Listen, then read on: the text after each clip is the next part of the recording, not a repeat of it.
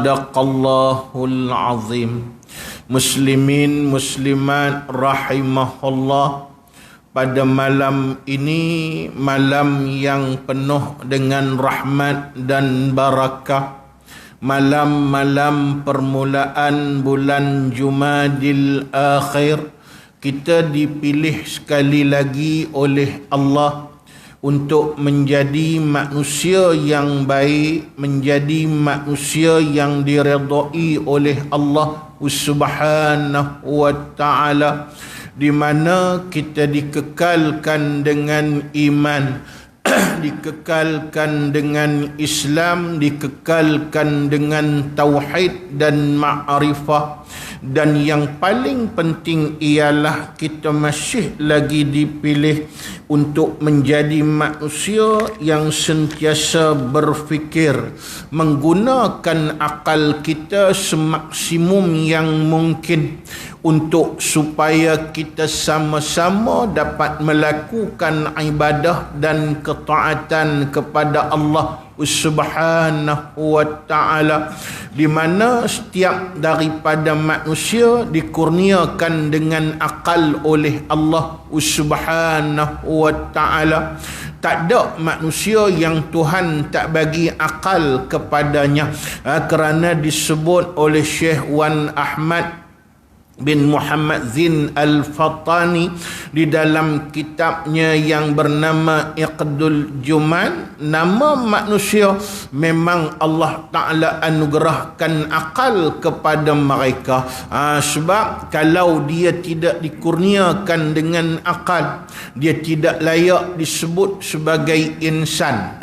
Dia iaitulah mungkin tergolong dalam golongan hayawan, tuan-tuan muslimin muslimat rahimahullah. Tapi iaitulah akal yang dikurniakan oleh Allah itu banyak peringkatnya. Saya pernah hurai dulu kepada tuan-tuan peringkat-peringkat akal yang Allah Ta'ala anugerahkan kepada manusia. Maka kita masih lagi dipilih untuk menjadi orang yang memanfaatkan akal yang dikurniakan oleh Allah untuk sentiasa kita menggunakannya, iaitulah memikirkan kebesaran Allah Subhanahu wa ta'ala, memikirkan keagungan Allah Subhanahu wa ta'ala, memikirkan kelemahan dan kekurangan kita, dan kemudian dengan sebab pemikiran tadi kita akan nampak segala kebenaran daripada Allah Subhanahu wa ta'ala. Sebab itu disebut oleh ulama at-tafakkuru nisful ibadah, iaitulah orang yang sentiasa berfikir, maka ia merupakan orang yang termasuk dalam keagungan melakukan ibadah, kerana berfikir itu separuh daripada keagungan ibadah kepada Allah Subhanahu wa ta'ala. Malah kita yang banyak iaitulah habis masa kita memikirkan dunia, kita kalau boleh tukar pula untuk memikirkan akhirat Allah Subhanahu wa ta'ala. Tempat yang hang suka ke tak suka, satu hari kita akan sampai ke sana, tuan-tuan muslimin muslimat yang dirahmati oleh Allah.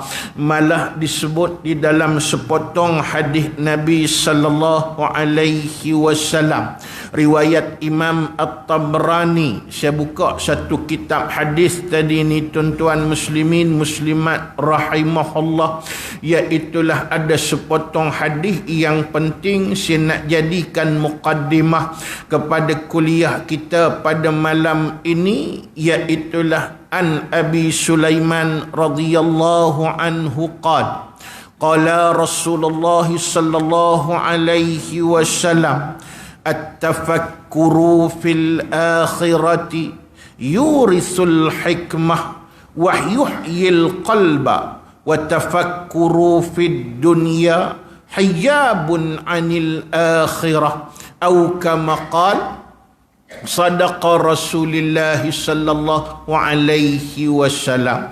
Iaitulah hadis ini disebut dan diriwayatkan daripada Abi Sulaiman radhiyallahu anhu.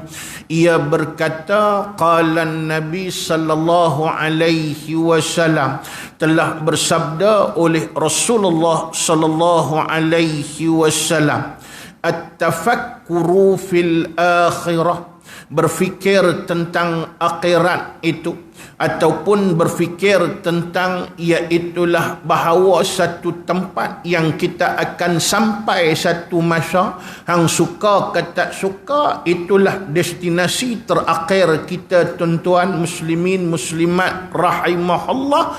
Yurisul hikmah, akan boleh mewariskan hikmah, menjadikan kita sebagai orang yang bijaksana di atas muka bumi Allah. Dan yang paling penting, wa yuhyil qalba, iaitulah banyak berfikir tentang akhirat itu juga, dia akan menghidupkan hati kita kepada Allah Subhanahu wa ta'ala. Bila hati hidup, tuan-tuan, alhamdulillah, insya-Allah kita akan mampu untuk menangkap sebarang hidayah dan petunjuk daripada Allah Subhanahu wa ta'ala. Jadi majlis yang kita duduk pada malam ni, tuan-tuan, majlis ilmu, dia nak bawa kita untuk memikirkan tentang akhirat, supaya kita menjadi orang yang penuh dengan wisdom, penuh dengan kebijaksanaan,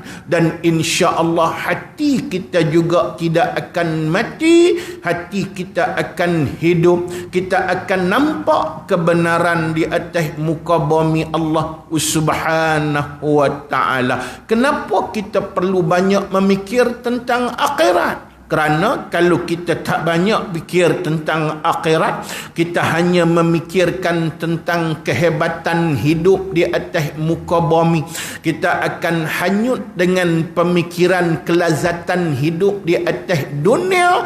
Ini akan menjadikan kita lupa pada akhirat Allah Subhanahu wa ta'ala. Nabi sebut lagi, wa tafakkuru fid dunya, dan orang yang berfikir tentang dunia semata-mata, hijabun fil akhirah, dia akan terhijab, maksudnya terdinding daripada akhirat Allah Subhanahu wa ta'ala. Tambah-tambah yang nak kena fikir tentang akhirat bagi banyak, iaitulah golongan orang yang memegang kuasa di atas muka bumi Allah Subhanahu wa ta'ala. Kerana orang yang berkuasa ni, dia ada kuasa, dia boleh melakukan apa sahaja di atas muka bumi Allah Subhanahu wa ta'ala. Tapi insya-Allah kalau dia tidak menjadi orang yang takut pada Allah, maka iaitulah dia akan menjadi jahat dan zalim di atas muka bumi Allah Subhanahu wa ta'ala. Tapi apabila ia menjadi takut pada Allah Subhanahu wa ta'ala, selesai segala-galanya. Dia akan anggap kuasa yang ada padanya ialah satu tanggungjawab dan amanah, bukan satu privilege, satu keistimewaan di atas muka bumi Allah Subhanahu wa ta'ala. Macam contoh yang paling besar, kita balik kepada sejarah Khalifah Umar bin Abdul Aziz. Iaitulah dia anggap amanah yang dia terima tadi satu tanggungjawab yang cukup besar. Pasal itu, iaitulah Khalifah Sulaiman bin Abdul Malik, sepupunya, dan waktu itu dia dekat-dekat nak habis umur pada Allah Subhanahu wa ta'ala. Kebetulan iaitulah dia tak ada anak. Kalau ada anak, dia ada anak, bukan tak ada, tapi kecil sangat lagi, tuan-tuan.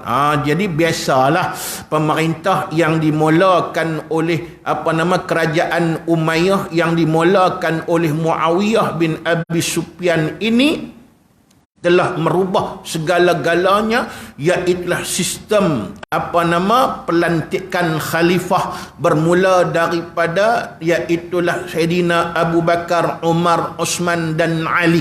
Kerana pelantikan khalifah ini disebut dalam satu kaedah, al-khalifatu milku lil muslimin wa yuwalluna man yasha'un. Khalifah itu milik umat Islam dan mereka boleh melantik siapa yang mereka suka.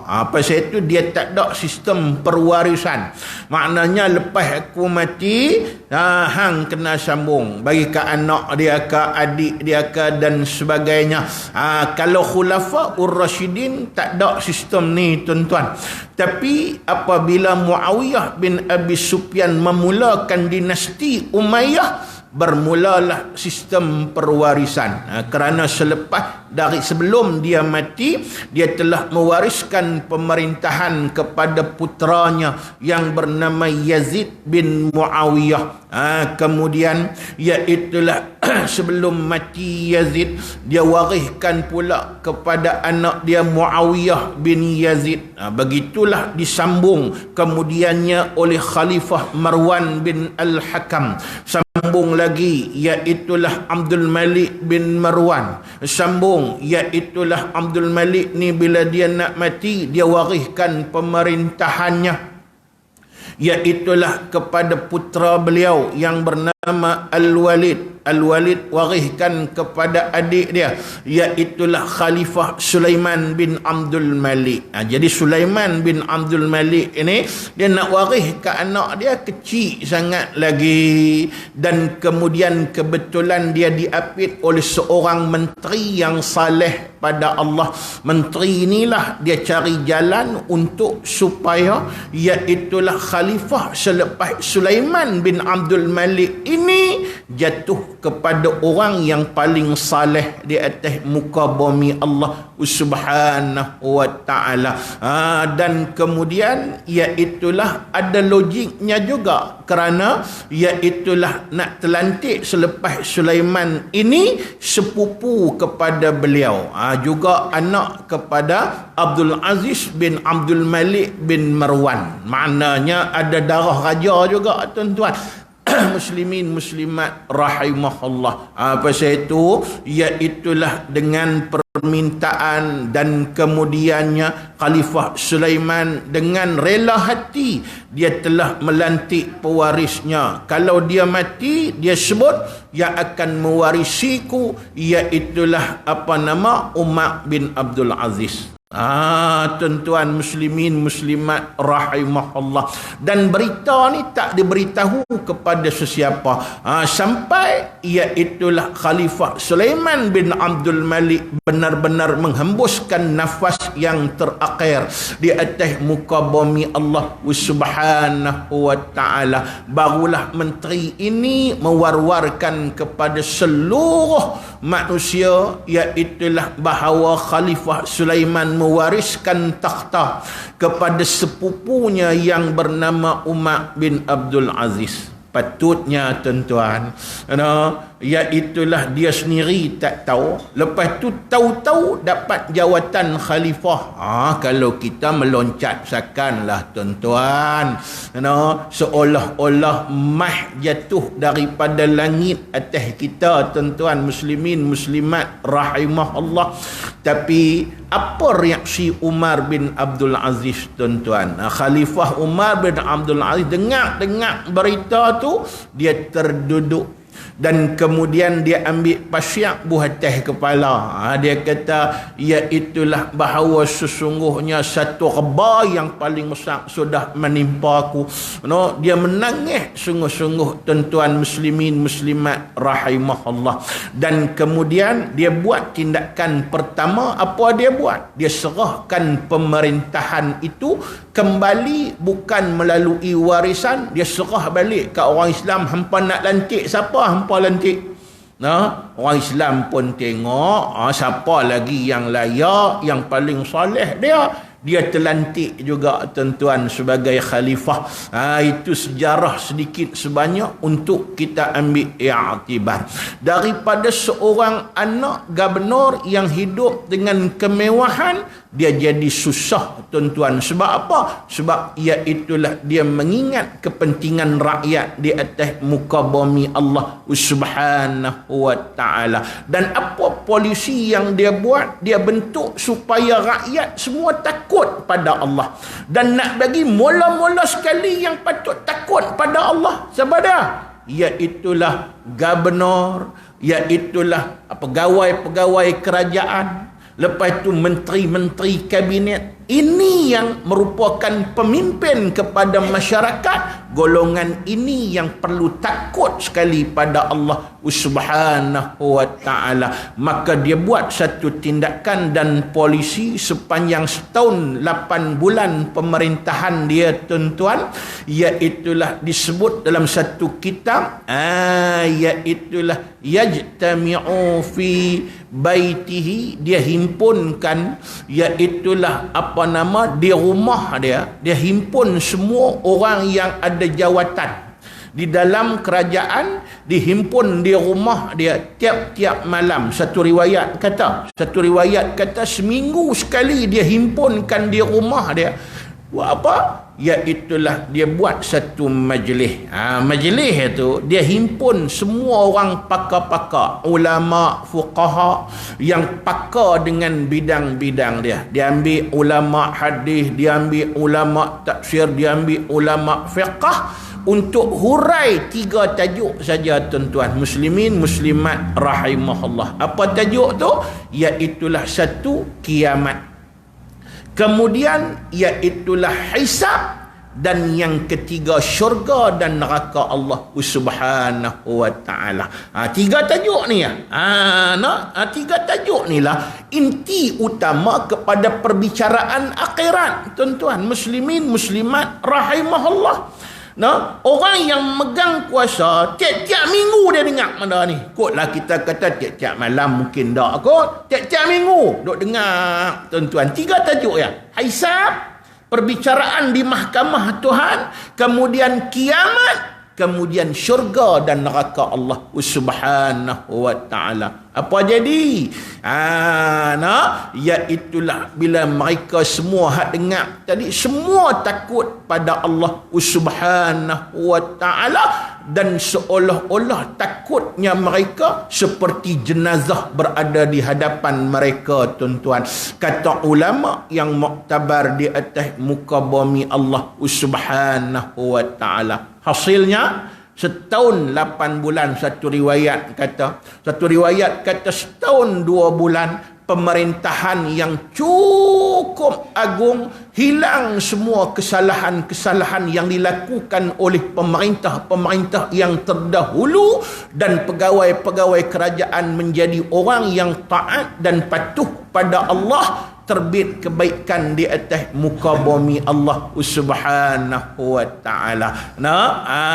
Yang ni yang paling penting. Pasal itu nak sebut tadi Nabi kata dah, bukan kata saja-saja hadis ni Nabi sebut, iaitulah berfikir tentang akhirat itu manusia akan mendapat hikmah, dan kemudian hati akan hidup di atas muka bumi Allah. Alhamdulillah malam ni kita bertuah kerana dapat berada dalam majlis ilmu. Kita syukur pada Allah, dan kita nak sambung balik perbicaraan kitab kita yang kita duk mutalaah begitu lama di masjid ini, iaitulah kitab yang bernama Mawa'izul Badi'ah. Peringatan yang berharga, yang disusun oleh seorang ulama besar daripada bumi tanah rencong Aceh Darussalam, iaitulah yang bernama Syekh Abdul Rauf bin Muhammad Ali Al-Fansuri.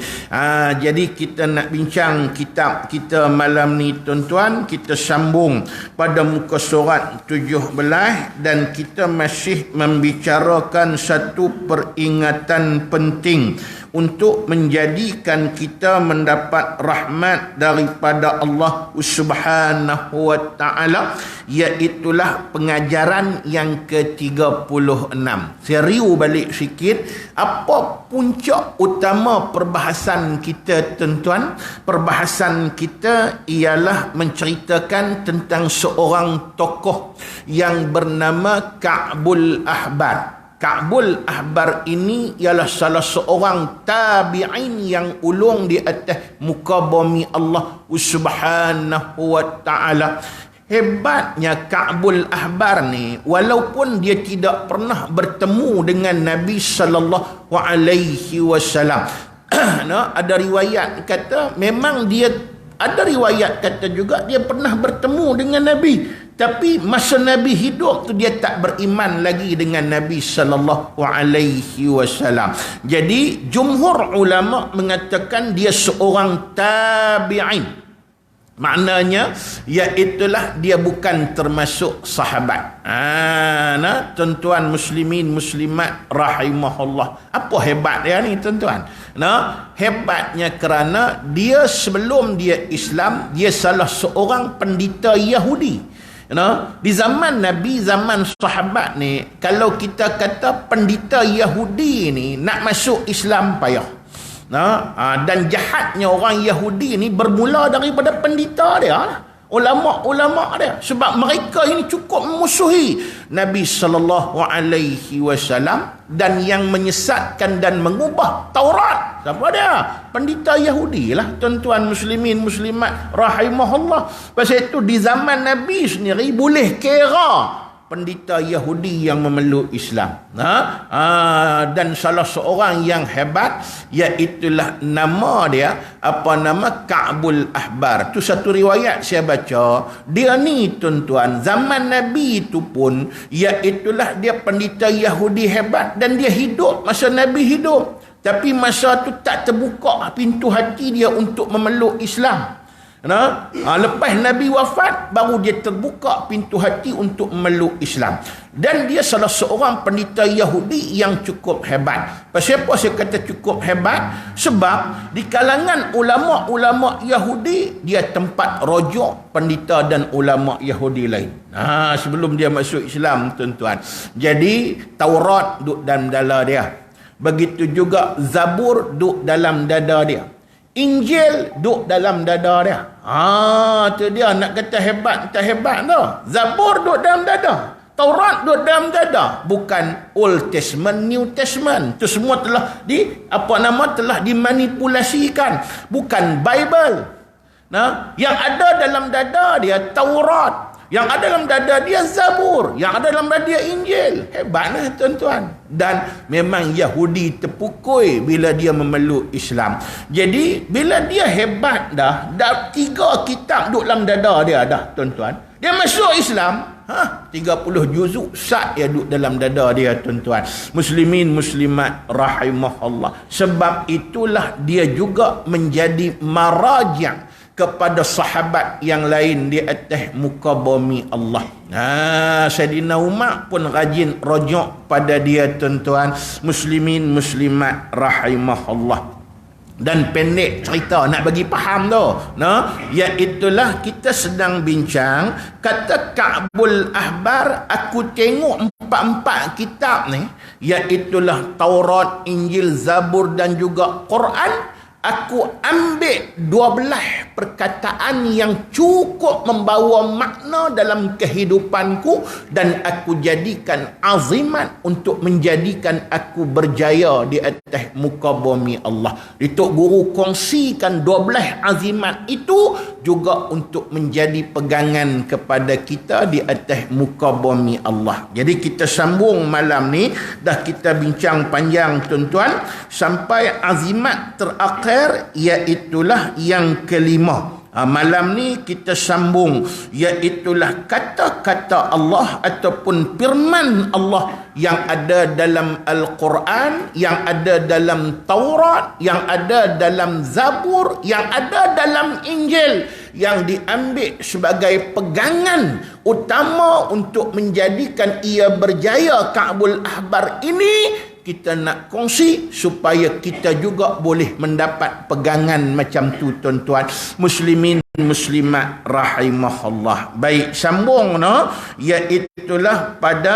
iaitulah apa dia tuan-tuan, azimat yang keenam ataupun kata-kata yang keenam firman Allah Subhanahu wa taala yang dijadikan azimat pegangan utama oleh Ka'bul Ahbar. Sambung tang tu. Qala al-musannifu rahimahullahu taala wa nafa'ana bi'ulumihi fid darain amin. Yang keenam, berkatalah Allah Ta'ala, berfirman Allah Subhanahu wa Ta'ala, Hei anak Adam, wahai sekalian manusia, jangan engkau marahkan atasku daripada kerana dirimu, tetapi hendaklah engkau marahkan atas dirimu daripada keranaku. Apa maksud dia tuan-tuan muslimin muslimat rahimahullah? Hebat tau, perkataan yang cukup hebat Tuhan sebut. Tuhan kata apa? Saya ulang balik Hei anak Adam, wahai sekalian manusia, jangan engkau marahkan atasku daripada kerana dirimu, tetapi hendaklah engkau marahkan atas dirimu daripada keranaku. Apa maksud dia tuan-tuan muslimin muslimat rahimahullah? Okey, tengok yang pertama. Tuhan kata jangan engkau marahkan atasku daripada kerana dirimu. Maksudnya apa dia? Maksudnya jangan kita salahkan Tuhan kalau jadi apa-apa kepada kita tuan-tuan muslimin muslimat rahimahullah. Yang tu azimat yang cukup penting untuk kita ambil i'tibar kerana ia melibatkan akidah. Pasal apa saya kata dia melibatkan akidah? Kita tengok makam kita sudah. Makam kita ni makam apa? Makam hamba. Allah Ta'ala Tuhan. Jadi, iaitulah apapun semuanya, kita jangan letak pada Allah Subhanahu wa Ta'ala kesalahan dan sebagainya. Kerana iaitulah bahawa sesungguhnya Allah Ta'ala bagi kita ada, bermula daripada tak ada tu pun satu anugerah daripada Allah Subhanahu wa Ta'ala. Malah kalau Tuhan nak buat apa kat kita pun, kita tak boleh kata apa tuan-tuan muslimin muslimat rahimahullah. Tapi alhamdulillah Tuhan kurniakan kita banyak ihsan, kebaikan-kebaikan yang tidak wajib bagi Allah Subhanahu wa Ta'ala. Kita mengaji tauhid, wajibkah bagi Allah Subhanahu wa Ta'ala kurniakan pelbagai nikmat kepada kita? Tak, harus bagi Allah. Sebab kalau kita wajib bagi Allah, kita telah memaksa Allah, maka ini satu kelemahan yang tak patut dan tak layak ada pada Allah Subhanahu wa Ta'ala. Yang kerap berlaku tuan-tuan, apabila satu benda kita tidak boleh menerima takdir Allah Subhanahu wa Ta'ala, iaitulah qada dan qadar Allah Subhanahu wa Ta'ala. Macam contoh, kita usaha pilah buatlah apa-apun. Kita pulun kok ni, pulun kok nu, pulun kok ni, pulun kok nu. Kita dah habis riang tuan-tuan. Keputusan akhir, keputusan Allah Subhanahu wa Ta'ala. Terima. Bila kita terima qada dan qadar Allah, insya-Allah hati kita akan tenang tuan-tuan muslimin muslimat rahimahullah. Macam disebut dalam satu hadis, Nabi kata ajaban li amril muslimin, cukup aku kagum sekali dengan kehidupan orang yang beriman dan orang Islam.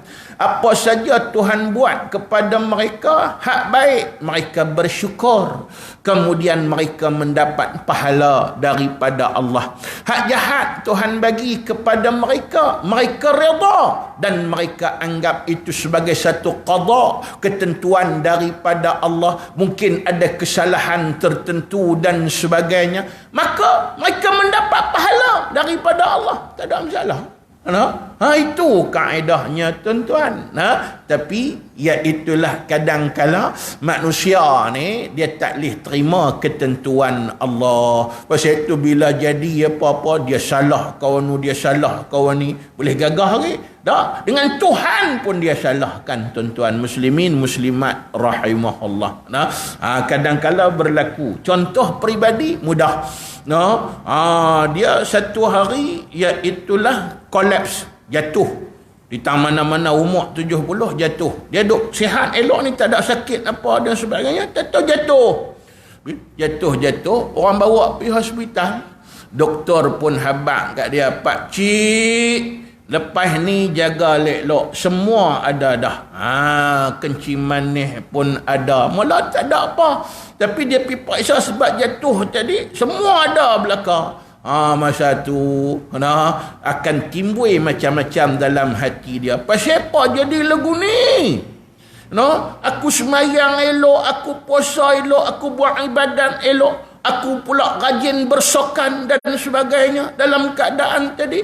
Maka dia tak salah diri dia. Dia buh kat Tuhan, tuan-tuan muslimin muslimat rahimahullah. Padahal kalau nak kira, hak masa doktor kata umur berapa? 70. Sebelum ni sihat elok, Tuhan bagi lama dah. Hang tak tengok orang tu nikmat hak Tuhan bagi. Itu persoalan dia dalam keadaan tadi. Jadi sebab itu kata Allah, jangan engkau marahkan atasku daripada kerana dirimu. Maknanya jadi apa kat hang, jangan duk buh salah kat aku. Itu Tuhan pesan siap-siap tuan-tuan muslimin muslimat rahimahullah. Sebab petunjuk Tuhan bagi dah, Tuhan habaq cukup elok dah. Yang ketegak siapa? Kita lah tuan-tuan muslimin muslimat rahimahullah. Malah besoknya, iaitulah di akhirat kita akan mendapat azab dengan siksaan Allah. Jangan kata Allah Ta'ala zalim. Pasal apa? Kalau nak kira hujah banyak dalam kitab Tazkirah li Zawil Afkar fima yamurru bil insan minal a'mar, Syekh Abdul Qadir Wangah Fatani, ulama Fatani yang hebat hidup zaman kita. Dia mati tahun 91 tuan-tuan muslimin muslimat rahimahullah. Zaman kita kalau kita ni semua kalau kata dan bertemu dengan dia boleh bertemu, cuma tak ada habuan lah. Yang tu kaedahnya tuan-tuan muslimin muslimat rahimahullah. Ulama ni bukan dia lapis ni Syekh Dut Petani apa semua ada. Yang tu semua ulama yang lapis lama lagi. Tak, dia ulama baru. Tapi dia hebat tuan-tuan. Kitab dia Tazkirah li Zawil Afkar, dia sebut terang-terang tuan-tuan, iaitulah jangan salahkan Tuhan. Pasal apa? Iaitulah kerana masa kita benih, semua kita dah berjanji di hadapan Allah. Ketika itu disebut di satu tempat yang bernama Wadi Nu'man. Tuhan himpunkan semua benih yang akan hidup sampai kiamat. Waktu itulah dalam Al-Quran disebut, Tuhan tanya satu soalan, alastu birabbikum. Apa jawapan semua? Qalu bala syahidna. Cukup dah. Yang tu pun hujah yang paling kuat, iaitulah Tuhan tanya, adakah aku Rabb kamu? Semua jawab, bahkan ya Allah. Maknanya satu pengisytiharan, kita telah mengikat misak dengan Allah Subhanahu wa ta'ala. Apa dia misak? Misak ni perjanjian yang cukup kuat, bukan MOU lagi dah. MOU ni kadang macam-macam cerita tuan-tuan muslimin muslimat rahimahullah. Yang nama dia misak. Pasal itu misak dengan wa'dun janji. Misak tu lagi besar tuan-tuan muslimin muslimat rahimahullah. Untuk kita ambil i'tibar. Pasal itu kalau kita tengok tuan-tuan, pasal apa Bani Israel, puak Yahudi ni dilaknat oleh Allah Subhanahu wa ta'ala. Sebab mereka mengikat misak dengan Allah Subhanahu wa ta'ala. Ada 10 misak. Kalau kita buka surah Baqarah, dia cerita 10 misak. 10 misak, tuan-tuan. Perjanjian puak Bani Israel dengan Allah Ta'ala. Mereka kena semayang. Mereka tak boleh berkelahi. Macam-macam ke 10 misak dia panggil. The 10 Commandment. Tahun 60 berapa gambar ni, tuan-tuan? 65 kalau tak salah. Saya keluar satu gambar 10 Commandment. Hero dia Charlton Heston. Dia berlakon sebagai Nabi Allah Musa alaihi salam. Dia ni Casanova. Dan kemudian kaki arak. Ya biasalah pelakon utama Charlton Heston pada waktu tu, tuan-tuan. Tapi dia nak berlakon watak Nabi Musa ni 6 tahun dia pantang sebelum dia berlakon gambar The Ten Commandment ni. Diambil dah kisah daripada Bible. Dan di situ apa maksud Ten Commandment? 10 misak yang diceritakan dalam Al-Quran tu, tuan-tuan muslimin muslimat rahimahullah. Dan kenapa Tuhan laknat Bani Israel? 10 misak dilanggar oleh Bani Israel. Dan ada 8 misak dilanggar pada zaman Nabi Allah Musa alaihi salam. Lagi 2 misak dilanggar pada zaman Nabi Muhammad sallallahu alaihi wasallam. Pasal itu Tuhan laknat mereka. Jadi misak ni dia lebih besar daripada MOU, lebih besar daripada perjanjian, tuan-tuan. Itu yang disebut alastu bi rabbikum. Adakah aku ni Rabb kamu semua? Qalu bala syahidna. Semua kata bahkan ya Allah, kami akan tunduk pada kamu. Tak kira masa tu benih tu, tak kira benih siapa. Masuk benih saya, benih tuan-tuan. Semua kita ni di Darun di Wadi Nu'man. Tak ingat dah Ustaz. Nak ingat apa zaman bila no? Hak mengaji semalam pun tak ingat. Tambah zaman hak bila-bila no punya, tuan-tuan. Hak masa kita pun tak ada lagi teh dunia ni. Nak buat lagi masa kita mula lepas kena jadi tu. Mana nak ingat? Kita dah janji dengan Tuhan, misal dengan Tuhan dah, tuan-tuan. Muslimin muslimat rahimahullah. Pasal itu, bila kita hidup atas dunia, kita langgar perintah Allah Subhanahu wa taala. Lepas tu kita mati, kita dihukum dengan siksaan Allah. Zalimkah Tuhan, tuan-tuan? Muslimin muslimat rahimahullah. Kalau tak ada misak, lainlah. Ni dah misak dah. Itu satu. Disebut lagi oleh ulama lain. Iaitulah diangkat lagi perjanjian 2 kali lagi, 3 kali, 2 kali lagi, tuan-tuan muslimin muslimat rahimahullah.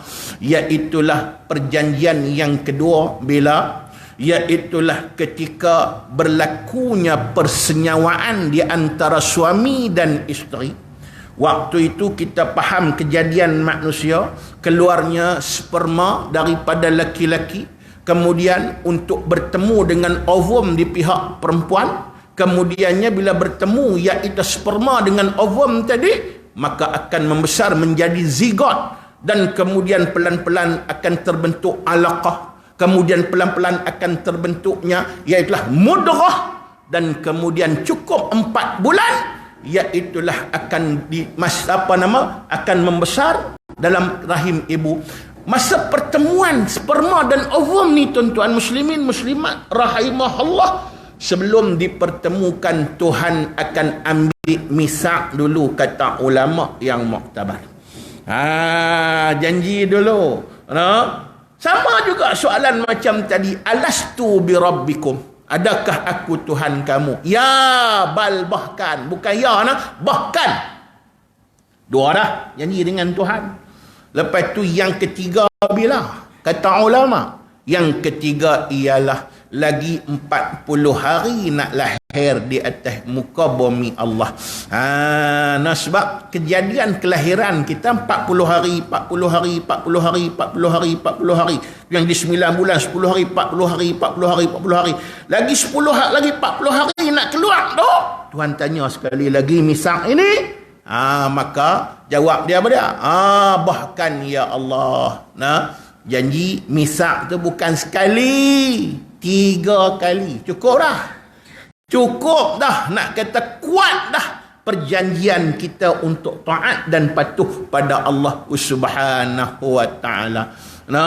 Tapi lepas lahir, lepas tu maknanya apa dia besar, dia lupa segala-galanya dengan hak dunia ni apa semua, tuan-tuan. maka dia lupa misak dia dengan Allah Subhanahu wa taala. Tu satu kitab saya baca tuan-tuan disebut kenapa budak-budak keluar lahir teriak. Kalau tak teriak tak normal. Keluar mesti teriak. Banyak dia punya hikmah dia. Salah satu hikmah iaitulah maknanya teriak budak tadi kerana bimbang dan takut dia tidak dapat menunaikan misak yang telah dia ikat dengan Allah Subhanahu wa taala sebelum ni tuan-tuan. Muslimin muslimat yang dirahmati oleh Allah Subhanahu wa taala sekalian. Pasal apa? Pasal dia duduk biasa duduk dalam perut ibu. No? Tempat dia sempit. Tahu tu ya. Kata keluar tengok dunia. Tu dia tuan-tuan. Muslimin muslimat rahimahullah. Tak teriak lagu mana tuan-tuan. Fikir lagu tu sudahlah untuk kita ambil iktibar. Faham bagi molek etang tu. Jadi kalau nak kira di sini kata Allah, jangan engkau marahkan atasku daripada kerana dirimu, tetapi hendaklah engkau marahkan atas dirimu daripada keranaku. Maksudnya salahkan dirimu kalau engkau buat apa-apa melanggar apa yang telah aku perintahkan kepada kamu. Itu persoalan dia. Pasal itu orang Islam dari segi akidah dia tak boleh maki Tuhan. Tapi pihak lain dia boleh maki tuan-tuan. Cuba tengoklah. Tengok gemak Hindustan, tengok gemak Hindu lah tuan-tuan. Muslimin muslimat rahimahullah. Boleh tengok dalam tu. Dia boleh maki Tuhan dan sebagainya. Itu mereka biar pergi kat depan lah. Kita pun tak mau kacau. Itu persoalan dia. Tapi Islam tak boleh. Pasal apa? Pasal lagu mana pun kita hamba, dia Allah Subhanahu wa taala. Jadi kalau ikut kaedahnya nak jawab mudah ya tuan-tuan. Pasal itu kalau ikut kaedah. Saya ingat lagi tok guru saya duk ngajar akidah di pondok dulu tuan-tuan muslimin muslimat rahimahullah. Boleh tak Tuhan saja-saja nak hukum kita? Boleh tak? Boleh? Pasal apa? Pasal dia Tuhan. Ikut suka dia. Itu persoalan dia tuan-tuan. Tapi Tuhan tak buat lagu tu. Tapi nak habang lah. Itu persoalan dia untuk kita ambil iktibar tuan-tuan. Pasal lagu mana pun jawapannya ialah bahawa sesungguhnya last sekali ikut suka aku. Allah Ta'ala boleh jawab macam tu tuan-tuan. Pasal apa? Pasal aku yang bagi ada, hampa daripada tak ada. Kadang-kadang komplain tu, jawapan dia mudah lagu tu ya. Tak usah kata Tuhan. Kalau kita pun contoh, kita bela anak ayam daripada kecil, bela 3 ekor. Contoh lah. Kita bela anak ayam 5 ekor boleh, 5 ekor lah senang. Kita beli ayam di pasar tani, ayam hak warna tu, kemudian balik kita bela sampai besar. Kita pun hari-hari bagi makan nasi, bagi makan apa, sampai ayam tu besar. Mai raya, ayam besar pula bukan semua sama. Ada ayam hak gemuk besar, ada ayam hak kurus. Mai raya, kita waktu itu ayam cukup tak seronok dah. Pasal apa? Pasal raya. Lagi mesti sembelih punya. Hak kurus kata alhamdulillah aku lega. Pasal apa? Tentu aku tak dicari. Pasal raya orang nak buat renang, tentu nak pergi cari hak yang isi banyak. Tentu kita pergi sembelih hak kurus tuan-tuan muslimin muslimat rahimahullah. Hak kurus kata, mana ci aku disembelih, hang nak buat apa dengan aku? Aku bukan ada isi. Kita kata ikut suka aku nak buat bihun sup. Bihun sup tentu kena hak kurus. Itu persoalannya. Ayam tadi tak puas hati dia bersoal lagi Mana boleh lagu tu? Ni tak adil. Adil tak adil tak tahu. Hang daripada aku beli hak kecil aku bagi makan sampai hang jadi besar. Ikut suka aku yang belah hang. Tu baru belah. Bukan bagi jadi. Baru belah, bukan bagi jadi. Kita ni Tuhan bagi jadi. Ikut suka dia lah dia nak buat lagu mana pun tuan-tuan muslimin muslimat rahimahullah. Tapi dengan rahman Allah, dengan rahim Allah, Allah Ta'ala bagi macam-macam kat kita tuan-tuan. Layak tak kita nak salahkan Tuhan segala-galanya? Tak layak. Pasal itu Tuhan kata, jangan engkau marahkan aku atasku kerana dirimu, tetapi hendaklah engkau marahkan dirimu kerana aku.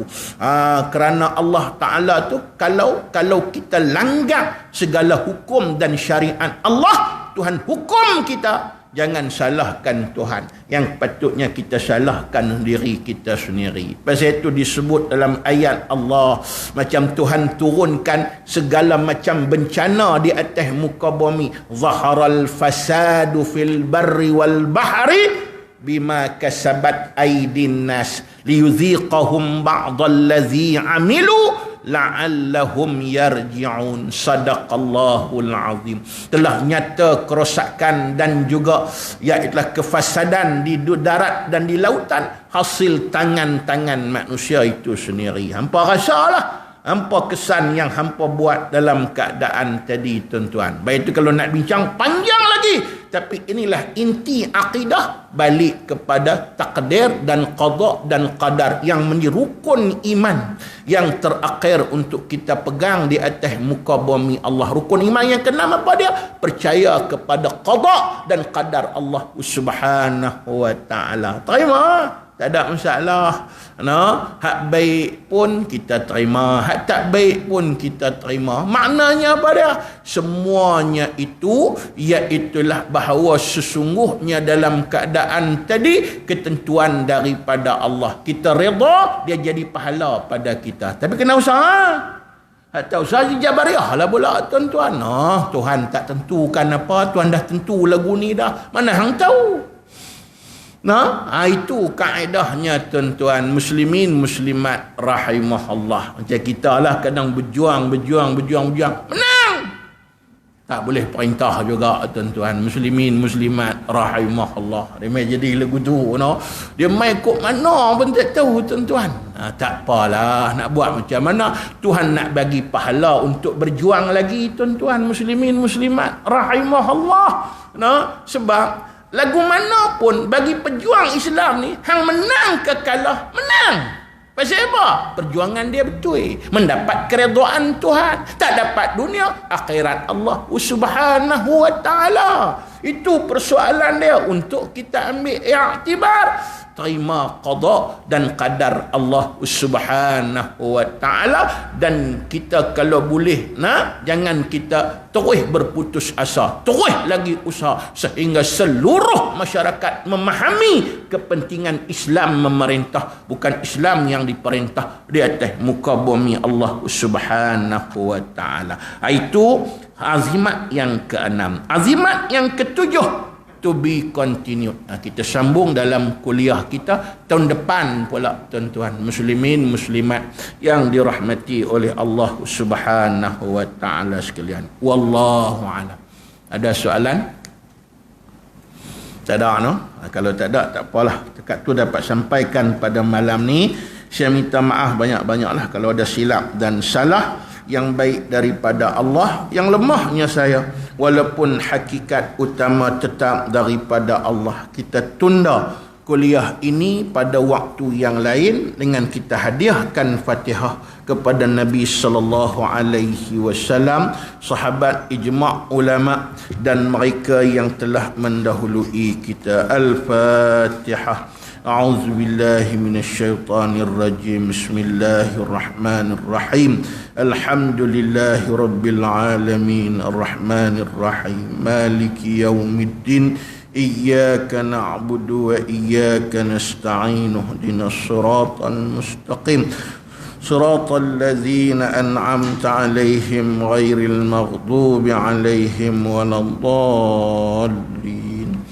أعوذ بالله من الشيطان الرجيم. بسم الله الرحمن الرحيم. الحمد لله رب العالمين حمدا يوافي نعمه ويكافئ مزيده يا ربنا لك الحمد كما ينبغي لجلال وجهك وعظيم سلطانك اللهم زدنا علما وفقهنا في الدين وعلمنا التأويل يا مقلب القلوب ثبت قلوبنا على دينك وعلى طاعتك وعلى مغفرتك ربنا آتنا في الدنيا حسنة وفي الآخرة حسنة وقنا عذاب النار اللهم اجعل جمعنا هذا جمعا مرحوما وتفرقنا من بعده تفرقا معصوما اللهم أصلح ولاة أمورنا وجميع ولاة أمور المسلمين وارزقهم البطانة الناصحة الصالحة اللهم اهديهم للحق ووفقهم لما يرضيك وصلى الله السلام عليه والحمد لله رب العالمين السلام عليكم ورحمة الله تعالى وبركاته